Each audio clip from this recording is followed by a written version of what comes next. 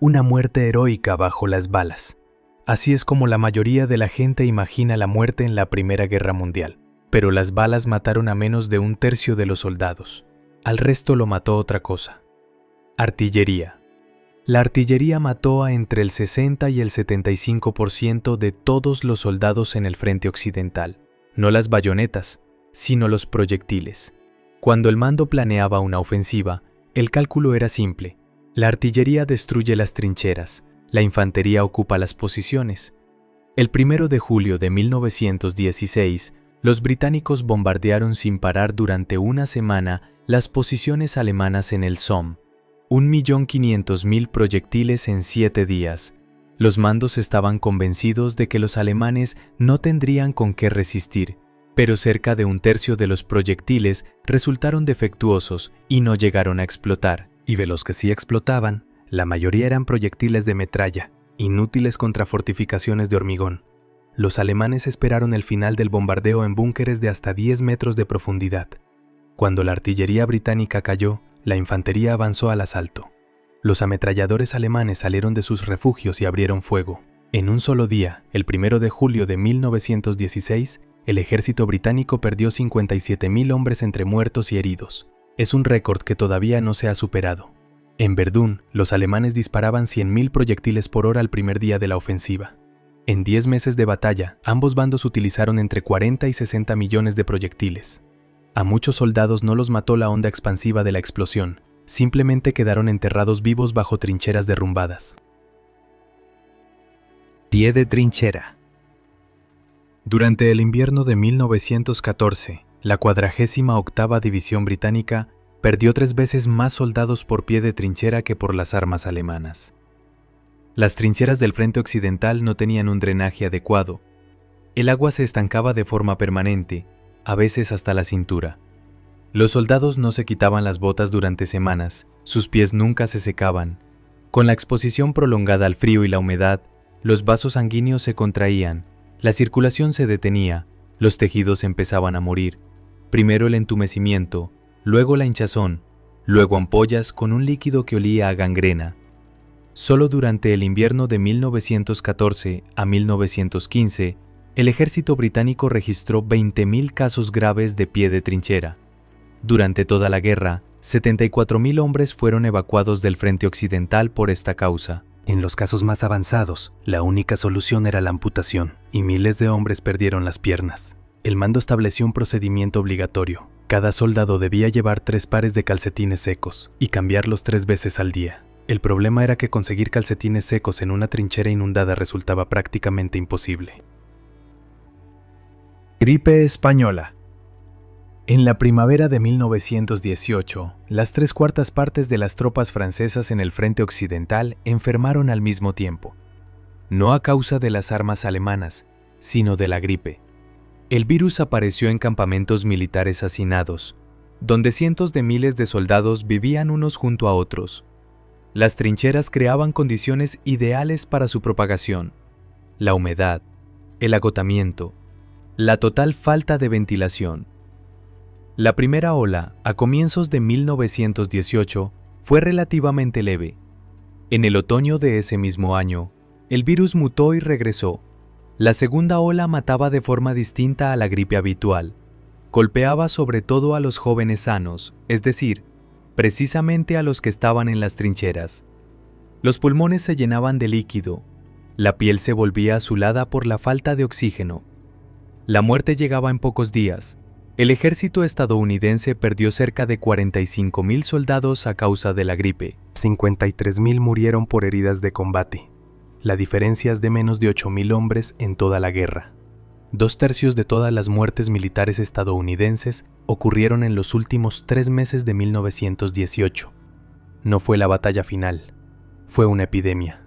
Uno de los mayores campamentos militares de Massachusetts perdió 757 hombres en un solo mes, todos a causa de la gripe, sin un solo proyectil alemán. Shock por proyectiles. En el Somme, en 1916, el 40% de todas las bajas británicas eran soldados que no habían muerto ni resultado heridos por metralla. Simplemente habían quedado destrozados por la onda expansiva de las explosiones. El shock por proyectiles no se comprendía en la época. El soldado dejaba de hablar, no podía caminar, temblaba, no reaccionaba a las órdenes, no había ninguna herida visible. El ejército británico registró oficialmente 80.000 casos de este tipo durante toda la guerra. Investigadores independientes calculan que la cifra real está más cerca de 200.000. Los tratamientos variaban, a unos se les daba descanso, a otros se los humillaba públicamente delante de su unidad. Se utilizaba ampliamente la electroterapia. Los médicos aplicaban corriente eléctrica sobre los miembros paralizados para obligar al soldado a volver a formar filas. A algunos se los sometía a consejo de guerra por cobardía y deserción. De 240.000 consejos de guerra, 346 terminaron en fusilamiento. Es probable que parte de esos hombres sufriera secuelas de una conmoción. En 2006, el gobierno británico indultó de forma póstuma a todos los soldados fusilados. Gas. El ataque con gas era lo que más se temía. En realidad era lo que menos mataba. Durante toda la guerra murieron por armas químicas cerca de 91.000 hombres. De unas 9.500.000 bajas de combate en total, eso representa menos del 1%. Para comparar, la artillería mató de 8 a 10 veces más. El gas más conocido, el gas mostaza, tenía una tasa de mortalidad de alrededor del 2% entre los afectados. Casi nunca mataba. En cambio, incapacitaba de forma duradera y segura. Quemaba la piel, cegaba, destruía los pulmones. Un soldado que recibía una dosis de gas mostaza pasaba en promedio 42 días en el hospital. Después de la tercera batalla de Ypres, el gas mostaza representaba el 90% de todas las bajas británicas por gas. El principal asesino entre los gases era el fosgeno, incoloro y casi inodoro. Los síntomas aparecían 1 o 2 días después de la intoxicación.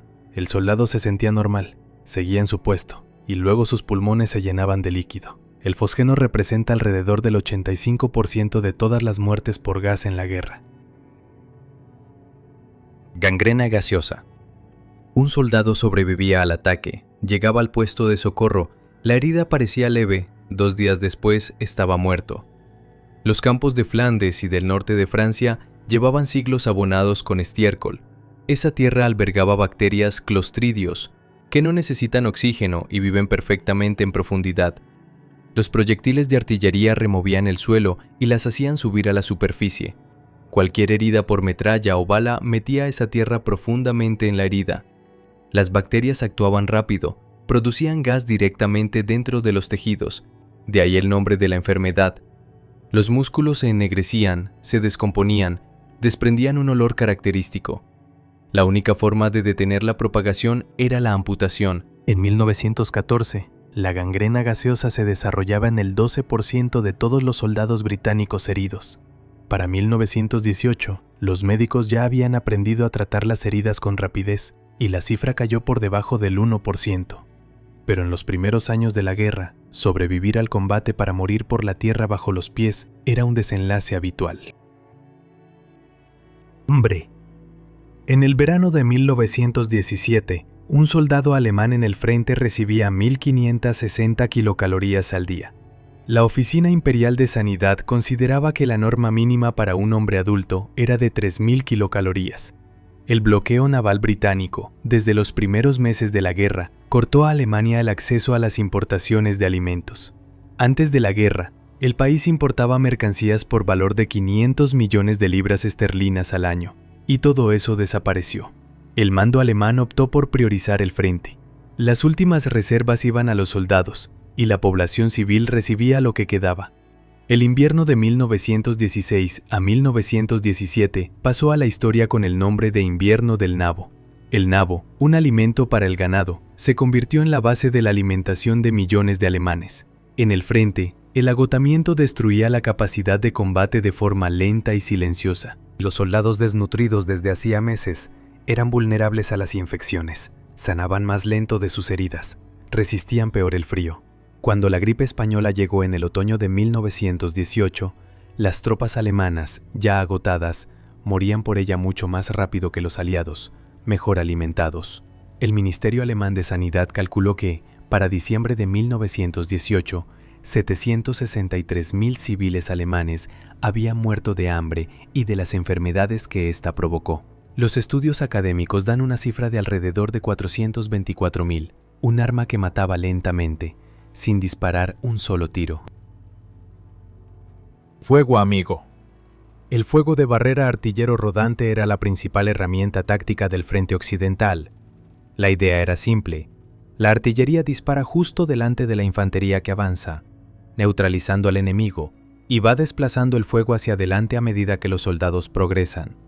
En la práctica, esto exigía una sincronización absoluta.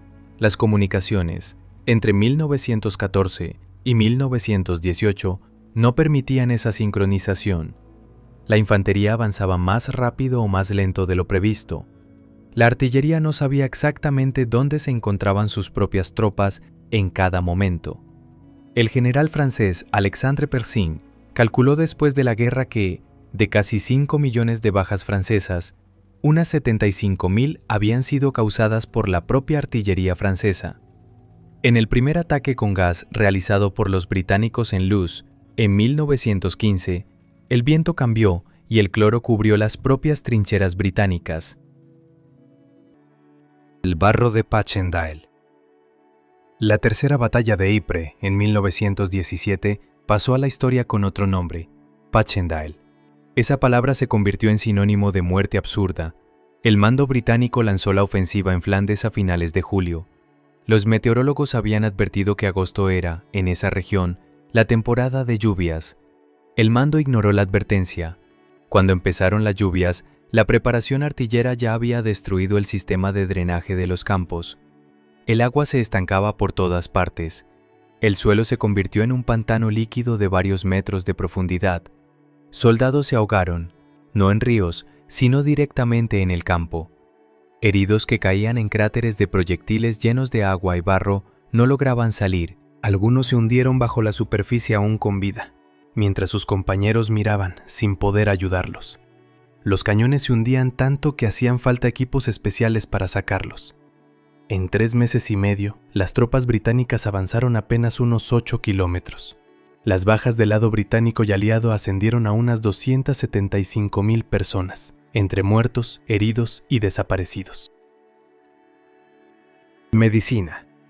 Sobrevivir al combate y morir a manos del cirujano no era, en la Primera Guerra Mundial, una metáfora, sino una estadística. Los antibióticos todavía no existían. La transfusión de sangre apenas empezaba a usarse en condiciones de combate. Los cirujanos trabajaban en hospitales de campaña, bajo un flujo continuo de heridos, cientos de operaciones al día. Los instrumentos no siempre se esterilizaban entre un paciente y otro. Las heridas recibidas en los campos de Flandes casi siempre contenían bacterias del suelo, y la infección seguía propagándose después de la operación. La amputación era la solución universal ante cualquier sospecha de gangrena. Eso salvaba vidas, pero dejaba mutilados a decenas de miles de hombres a quienes un diagnóstico más preciso habría podido salvar enteros. Un soldado que había sobrevivido al asalto, al bombardeo de artillería, al gas y al barro de las trincheras, podía morir de una infección de la sangre una semana después de que el médico lo diera por salvado. Al final de la guerra, el ejército británico había aumentado su capacidad hospitalaria de 9.500 camas a 300.000 camas. La medicina avanzaba en plena guerra, y quienes cayeron en ella ya desde 1914 pagaron ese aprendizaje con su vida. Si este video les pareció interesante, suscríbanse al canal, aquí suben videos parecidos. Escriban en los comentarios sobre qué guerra les gustaría que hablemos la próxima vez.